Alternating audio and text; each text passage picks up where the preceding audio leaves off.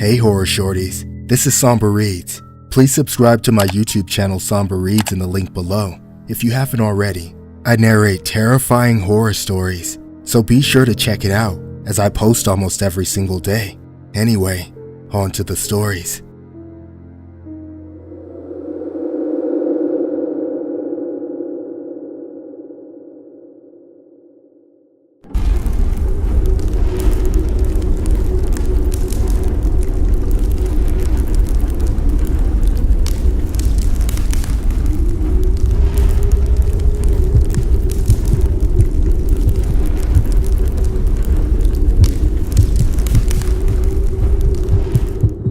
I was married to Paul for several years. He was my second husband, far better than my first.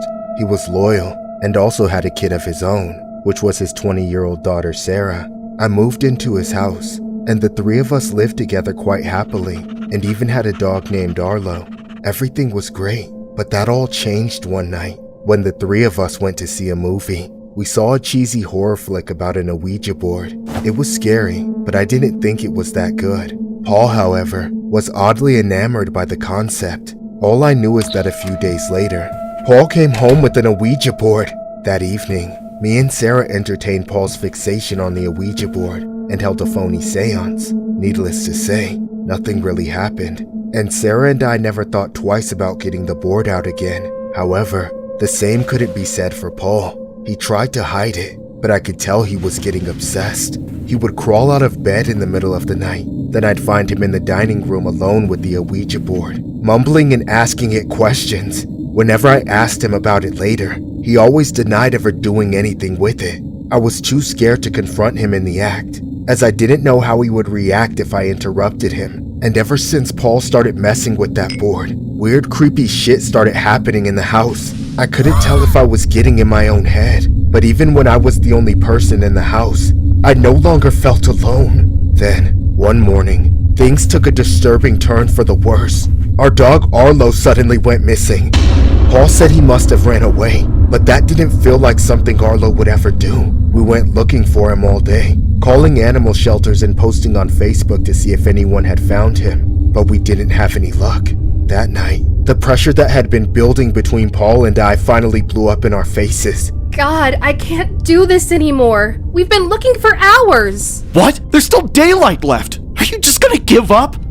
I knew you didn't care about Arlo. You let him out, didn't you? I did not. I love him just as much as you do. I'm just tired. I bet you were sick of taking care of him, so you pawned him off to someone else. How much money did you get for my dog, huh? Shut up! I didn't sell him. Maybe it had something to do with you using that damn Ouija board. That's right. I've seen you up all night summoning evil shit into the house. You've been spying on me? You bitch! After our fight, Paul took the Ouija board and locked himself in the bedroom, leaving me to sleep on the couch. Luckily, Sarah slept in the living room with me. I think with everything that was happening, she didn't feel safe enough to sleep alone either. It stormed and poured all night. Then in the morning, we went outside to find the rainwater had flooded the street in front of our house. Apparently, one of the drains had gotten clogged, but when workers from the city showed up to clear it, they found something that still sends chills down my spine. They found Arlo's dead body in there.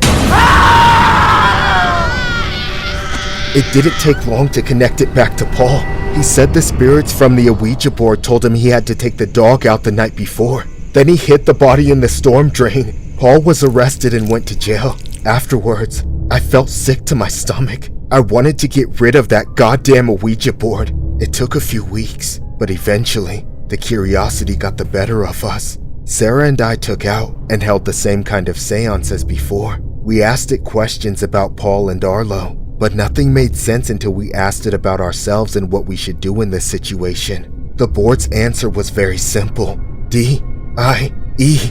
Naturally, we felt the most logical response would be to burn the demonic piece of junk to ash, so we prepared up the fireplace, doused it in lighter fluid, and set it ablaze among the pile of firewood. Sarah and I were still sleeping in the living room then, so we turned in for the night as we watched the board slowly burn. Sometime later, I woke up to the smell of smoke. That's when I opened my eyes, only to find that Sarah and I were both standing up in front of the fireplace. staring at the Ouija board while the entire house was burning down around us. We both screamed at each other in terror. It was the last and only thing we were able to do before we passed out from the smoke. Later on, I woke up in the hospital. We both miraculously survived, but we had lost our house and everything in it. Not only that, but the police didn't believe us, and now they're charging us with arson. I don't know what kind of black magic that infernal board is imbued with, but it destroyed my entire family. This is downright one of the most disturbing Ouija board stories on the internet today. This incident allegedly happened in 2014, when Paul Carroll was trying to summon the dead using an Ouija board. However, in the aftermath of playing the game, he believed he accidentally put an evil spirit into the family dog. As a result from this, Carroll then took out the dog and dumped its remains in an outside drain, resulting in a backup. When workers were brought in to address the issue, they discovered the dog's body, and an investigation led back to Carroll, who pleaded guilty. A week later, the Ouija board apparently told Carroll's wife and stepdaughter that they were going to die, concluding it was preordained. They allegedly got possessed and set their house ablaze. Both survived, but they were later arrested and convicted on arson charges.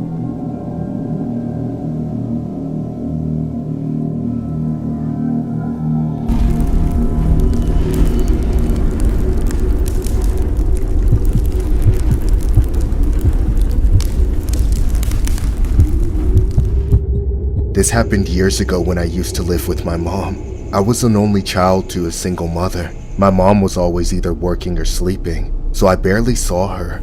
That meant I had to take care of myself most of the time. Aside from that, I left the house whenever I felt like it, and if I skipped school, I was usually with my friend Leo ding-dong ditching, stealing from convenience stores, or chilling at this abandoned house not too far away from the school. The house was just a dusty, decaying place that had boarded up windows, and happened to be a great place for us to hang out at. One day, Leo and I skipped school. That's when he took out some candles along with an Ouija board, and said he wanted us to play with it. Neither of us even bothered to read the instructions before we started messing around with it like we'd seen in the movies. All we did was ask it some stupid questions.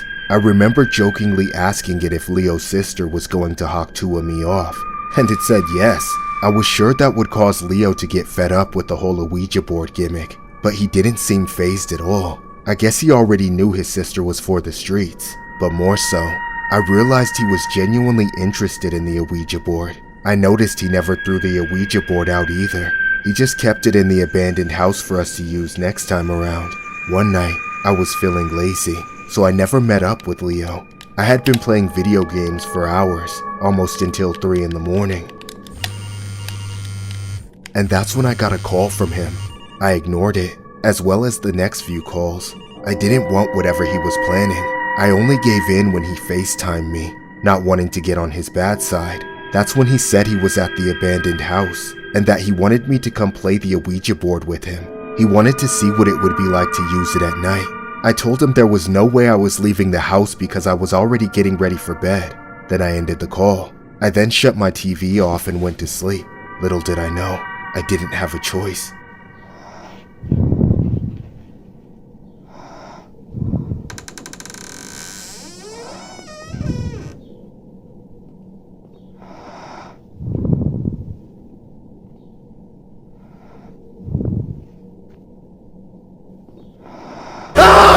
What the hell are you doing in my room? How'd you even get in? Shut up! Just get dressed, we're going. Where? To the house, idiot! Now? But it's the middle of the night. No shit! It's the perfect time to break out the Ouija board. Now get out of bed, asshole. I'm not leaving until you come with me. God damn it, just stop shining that damn light in my eyes. Oh, you mean this one?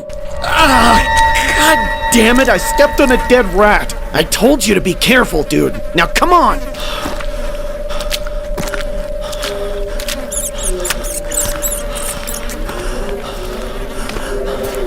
I hate coming here at night.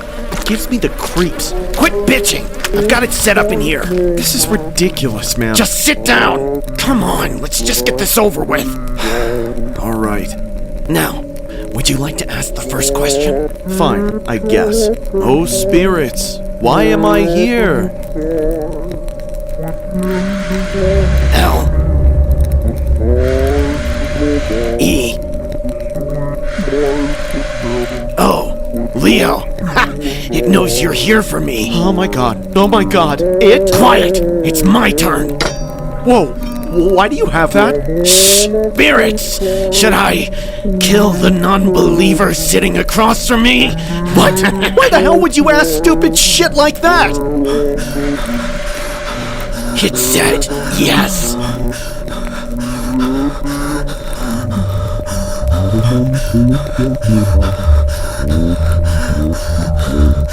Leo?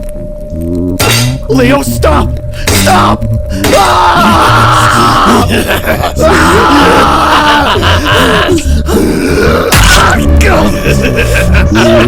You're crazy!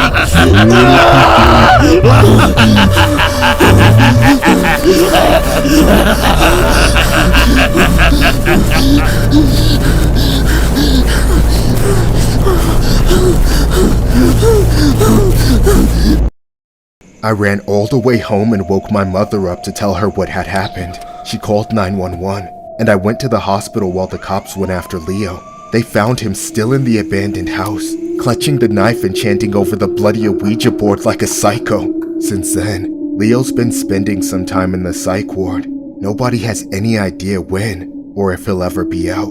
I still can't believe what that thing did to him. I keep having nightmares reliving that night. Needless to say, we aren't friends anymore, and I haven't touched an Ouija board since. This story was inspired by a downright creepy Ouija board incident that happened in 2012. A teenage male from Weslaco, Texas, stabbed his longtime friend in the abdomen after playing with an Ouija board. The friend miraculously survived after a few harrowing days in intensive care. When asked why he did it, the teen said, "The Ouija board made me do it." At the time, Weslaco police spokesman JP Rodriguez said he actually believed what the Ouija board advised him to do. The teen suspect, whose name was not released, pled insanity.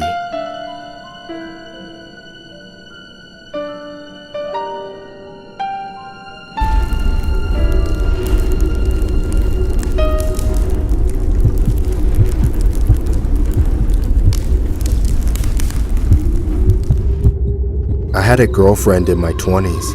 Everyone called her Bunny.